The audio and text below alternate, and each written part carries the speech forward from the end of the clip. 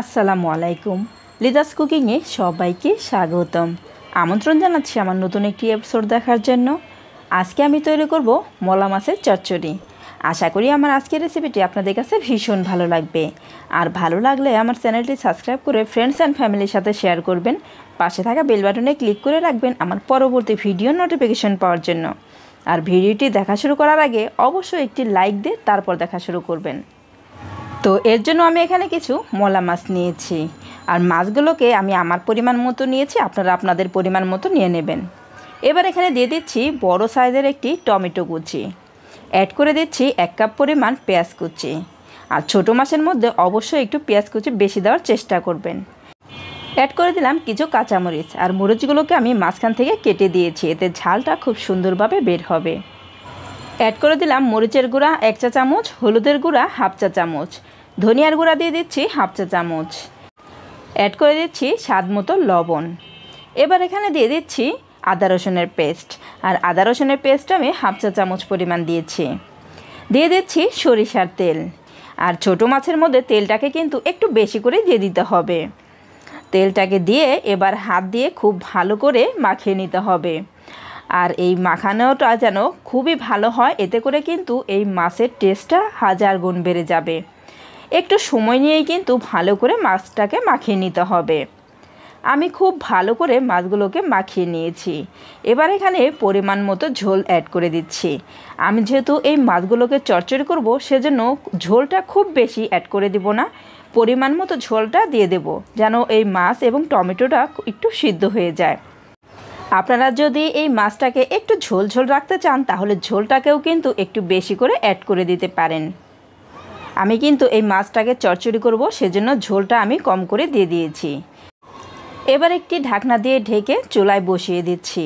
গ্যাসের চুলাটা অন করে দিচ্ছি। অন করে দিয়ে আমি এটাকে রান্না করে নেব 10 মিনিট। ফিরে আসলাম 10 মিনিট পর। এবার ঢাকনা খুলে আলতো হাতে একটু নেড়ে দিতে হবে। খেয়াল রাখতে হবে যেন মাছগুলো ভেঙে না যায়। আর এই পর্যায়ে কিন্তু লবণটাকে অবশ্যই চেক করে দিতে হবে। যদি লবণ লাগে তাহলে কিন্তু এই পর্যায়ে লবণটা অ্যাড করে দিতে হবে। মাছ রান্নাটা কিন্তু এখনও পুরোপুরি হয়নি, তবে প্রায়ই হয়ে এসেছে। এবার আমি এখানে অ্যাড করে দিচ্ছি লবণ।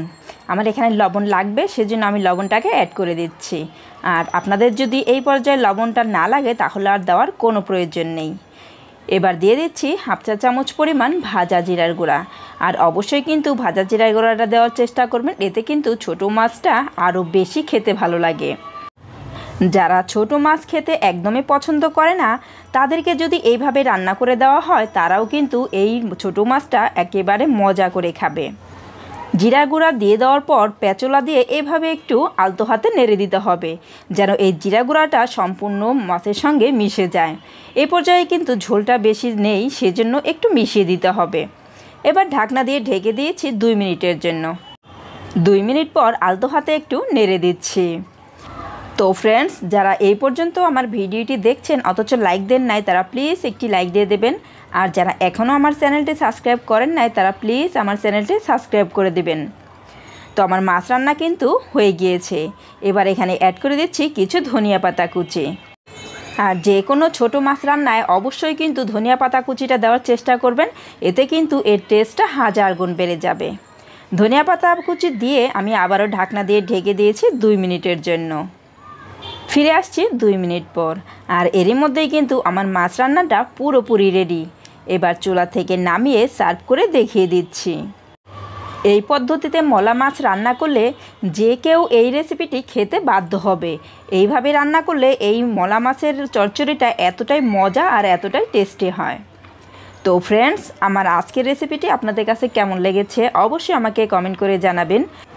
আর যারা একেবারে নতুন রাঁধুনি, আশা করি আমার আজকের রেসিপিটি তাদের কাজে আসবে। আর যারা এইভাবে একবারও মলা মাছের চচ্চড়ি রান্না করে খেয়ে দেখেন নাই, তারা একবার হলেও এভাবে রান্না করে খেয়ে দেখবেন। আমার বিশ্বাস আপনাদের কাছে ভীষণ ভালো লাগবে। তো আজ এই পর্যন্তই, পরবর্তী পর্বে আবার দেখা হবে। সবাই ভালো থাকবেন। আল্লাহ হাফেজ।